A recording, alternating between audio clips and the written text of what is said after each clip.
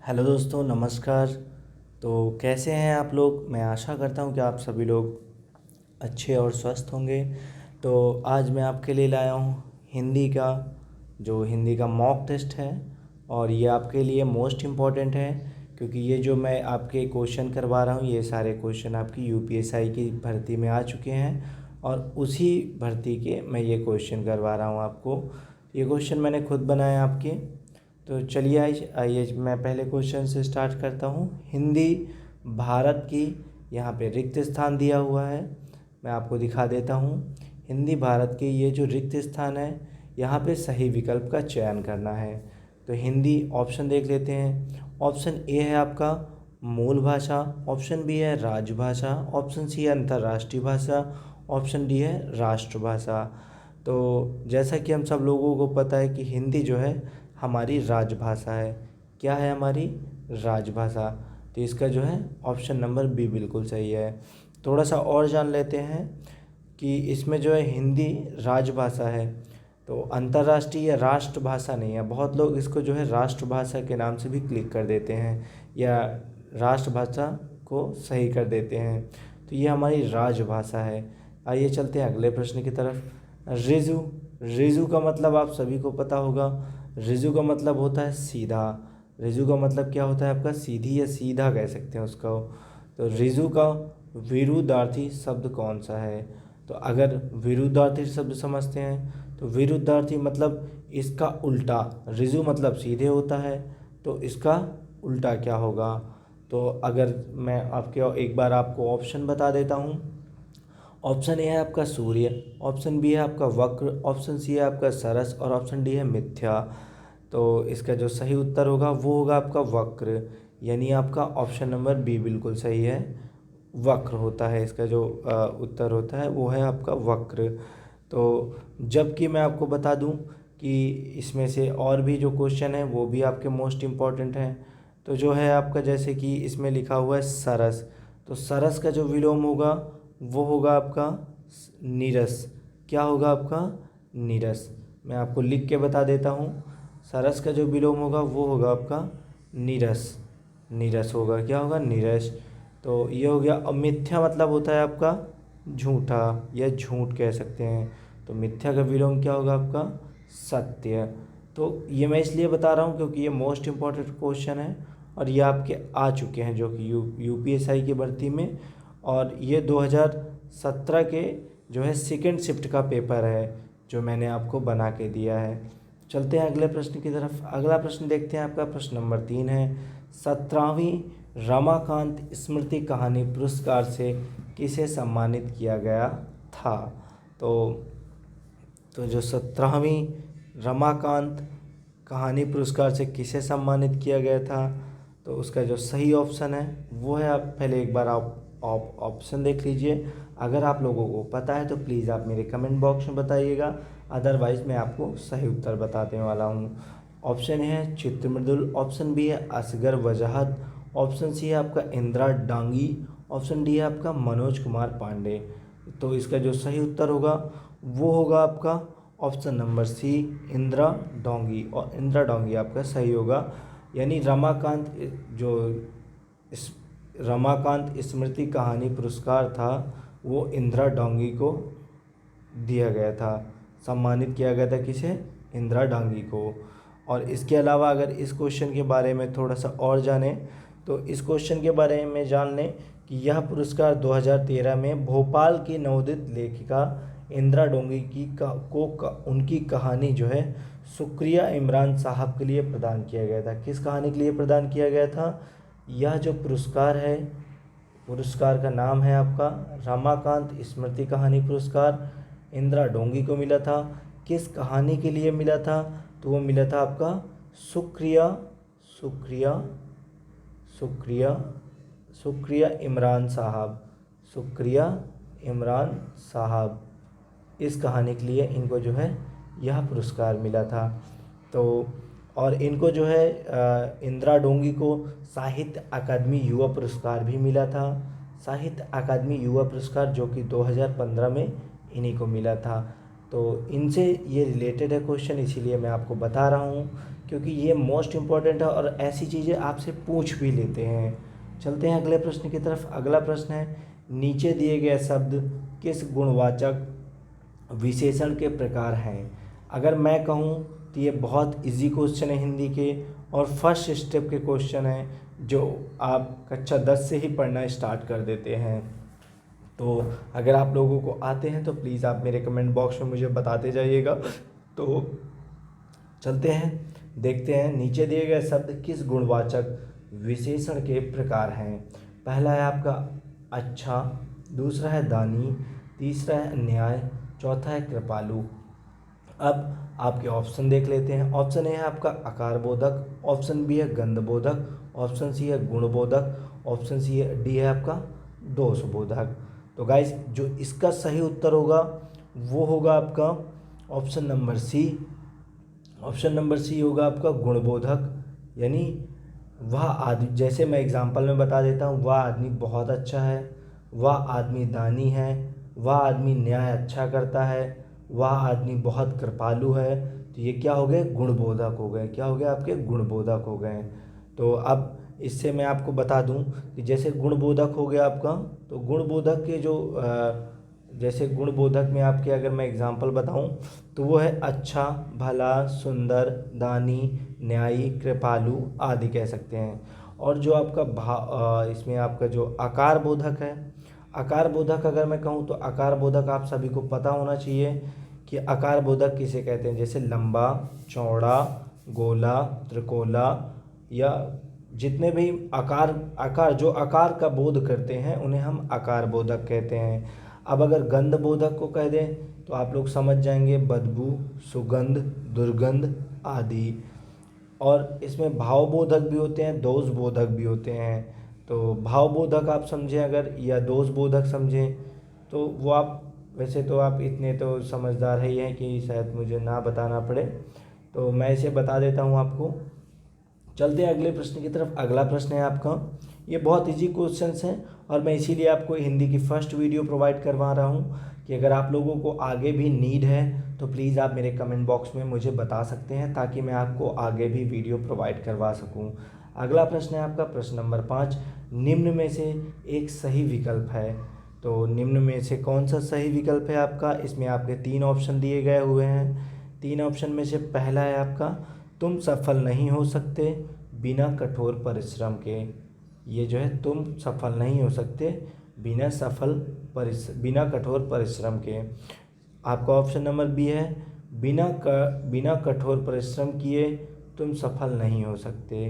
तो इन दोनों वाक्यों में ज़्यादा डिफरेंस नहीं है, लेकिन आपको देखना है कि इन दोनों में सही वाच्य कौन है, सही सेंटेंस क्या है। अगर मैं कहूँ तो इसकी बात समझाने का एक जो मेरा तरीका है, तो मैं कहूँगा कि सही सेंटेंस क्या है, बोला कैसे जाता है, जो सही उच्चारण होता है, प्रोनाउंसिएशन इसका कैसा है।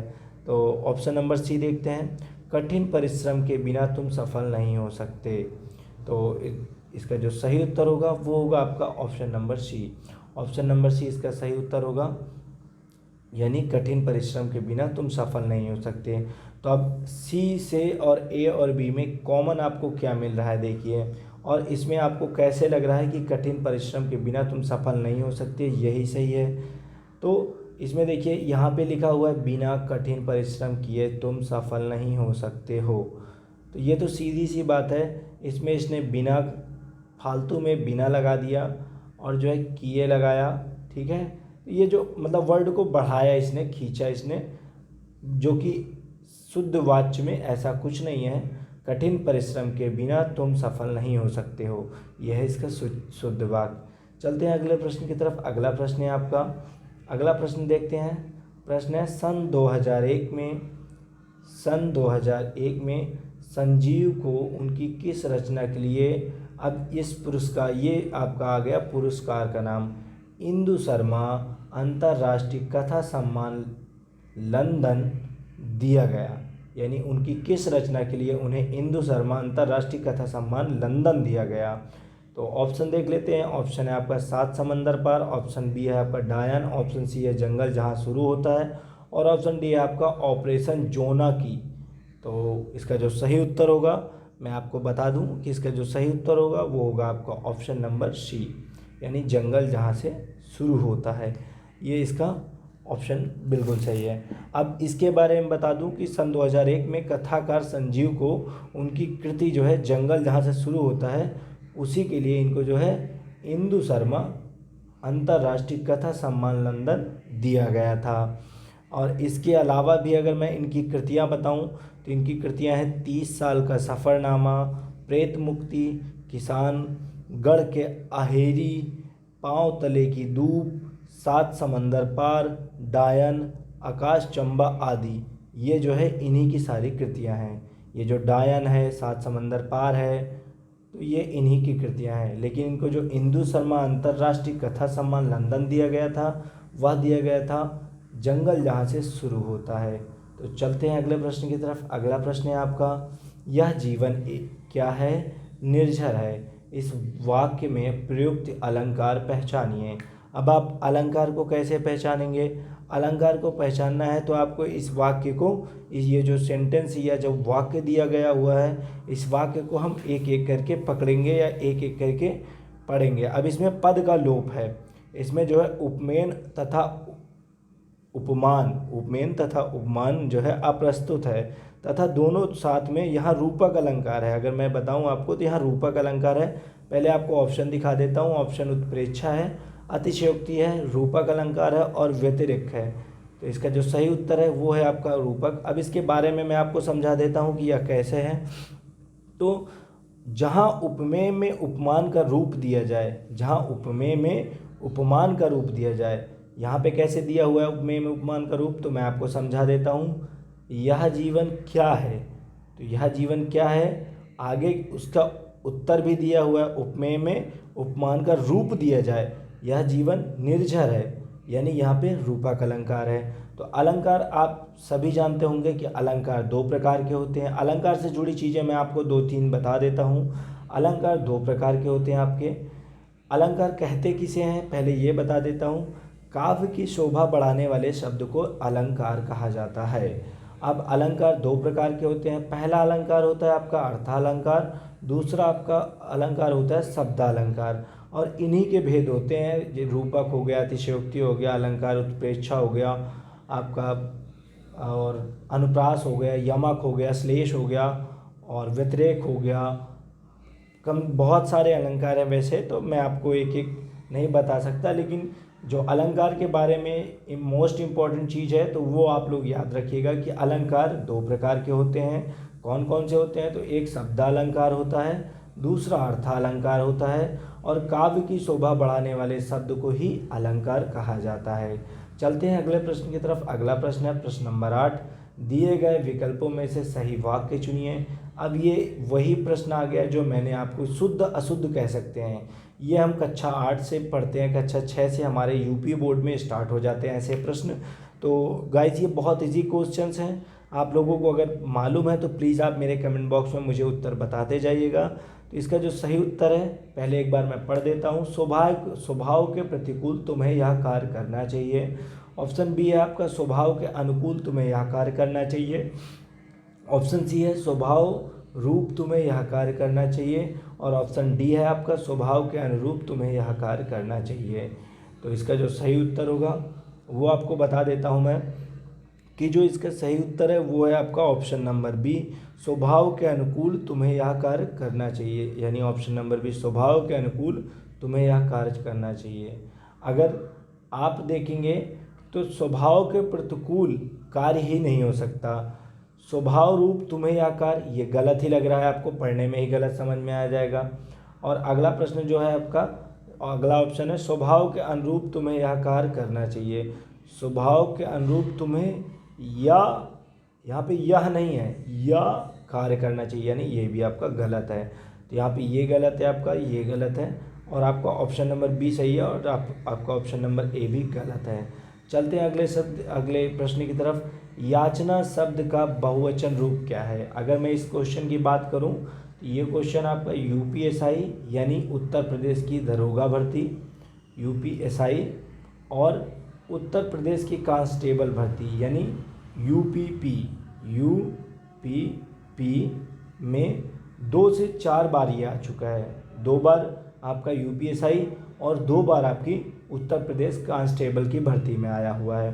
तो याचना शब्द का जो बहुवचन रूप होगा, इसमें जो है बहुत सारे जो हमारे जितने भी हमारे स्टूडेंट हैं या फिर जितने भी हमारे वहाँ पे पेपर देने जाने वाले विद्यार्थी होते हैं, वो क्या करते हैं, वो याचना शब्द देखते हैं और तुरंत जो है वो याचनाएं या याचनाएं ऐसे करके वो बहुवचन समझ के टिक कर देते हैं। तो ये आपके दोनों गलत उत्तर हैं, क्योंकि याचना जो शब्द है इसका बहुवचन भी याचना ही होगा। क्या होगा?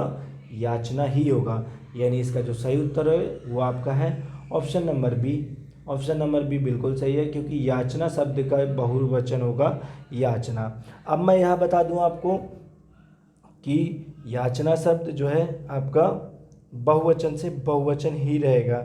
अब ऐसे आपके और भी शब्द हैं, जैसे हो गए आपके जो कि बहुवचन रहते हैं और वो वैसे के वैसे समान होते हैं, वो चेंज नहीं होते हैं। एक वचन व दोनों, एक वचन या बहुवचन दोनों समान होते हैं। जैसे छाया, जैसे अगर आप लोग नोट डाउन नहीं कर रहे हैं तो कर लीजिएगा। जैसे हो गया आपका छाया, और हो गया आपका छाया हो गया, कल हो गया, पानी हो गया, क्रोध हो गया, क्रोध हो गया, क्षमा हो गया, क्षमा हो गया, ठीक है, जनता हो गया, दूध हो गया, प्रेम हो गया या वर्षा हो गया। ऐसे शब्द जो होते हैं ना, ये आपके एक वचन और बहुवचन दोनों सेम ही होते हैं। तो मैं आपको बता दूं, यह पदार्थों या प्राणियों का जो बोध करते हैं उसे बहुवचन कहते हैं। जैसे कि बेटियां हो गईं, घोड़े हो गए, लड़के हो गए, नदियां हो गईं। तो अगर नदी कहेंगे तो नदी का जो बहुवचन होगा वो नदियां होंगी। जैसे अगर नदी आ गया, ठीक है, तो इसका बहुवचन होंगी आपका नदियां। अगर आपका बेटे आ गया या बेटी आ गया, बेटी एक वचन है। अब अगर 4 बेटी हुई तो 4 बेटियां हैं मेरे, ये हो गए 4 बेटियां, तो ये बहुवचन हो जाएगा।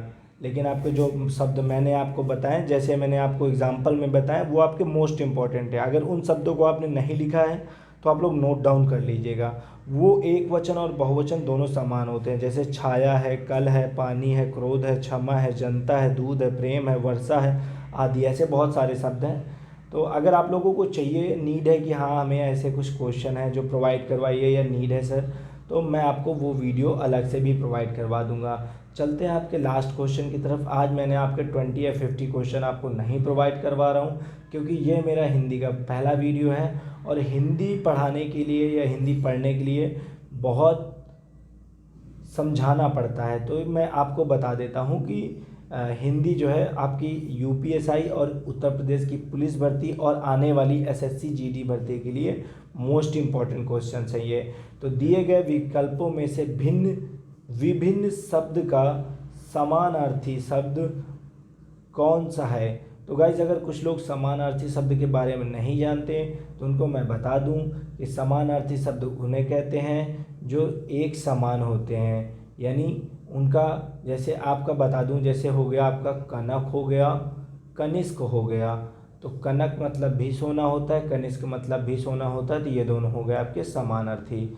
अगर हम दूसरी भाषा में कहें तो इन्हें पर्यायवाची भी कह सकते हैं। तो इसका जो सही उत्तर है आपका, पहले एक बार मैं आपको इसके ऑप्शन पढ़ के बता देता हूँ। ऑप्शन ए है आपका अनल, ऑप्शन बी है वाजी, ऑप्शन सी है अमी, ऑप्शन डी है आपका कानन। अभी मैंने आपको ये जो एग्ज़ाम्पल बताया है, तो उस एग्ज़ाम्पल के अनुसार से मैं आपको सारे ऑप्शन बताता हूँ। तो गाइज, यहाँ पे थोड़ा सा त्रुटि हो गई है। यहाँ पे ऑप्शन ए के बाद बी और बी के बाद सी होना चाहिए था, तो ये जो है और डी होना चाहिए था। तो चलते हैं इस क्वेश्चन के बारे में जान लेते हैं। तो इसका जो सही उत्तर होगा वो होगा आपका ऑप्शन नंबर। तो गाइस, इसका जो सही उत्तर है वो है कानन। अब आप कहेंगे कानन कैसे हुआ? तो मैं बता दूं आपका कि जो इसमें विपिन जो शब्द है, विपिन का जो समानार्थी शब्द होता है वो होता है आपका कानन। जबकि अनल हवा होती है, वाजी अश्व को कहते हैं और अमी जो है अमृत को कहते हैं। किसे कहते हैं? अमित को। तो कानन इसमें एक व्यक्ति का नाम है या कह दें कि एक मुद्रा का नाम है विपिन या सोना या समानार्थी शब्द हैं। तो गाइस यह मेरा हिंदी का पहला वीडियो था। आप लोगों को कैसा लगा प्लीज़ आप मुझे कमेंट में ज़रूर बताइएगा। तो guys thank you so much guys, thanks for watching my video guys.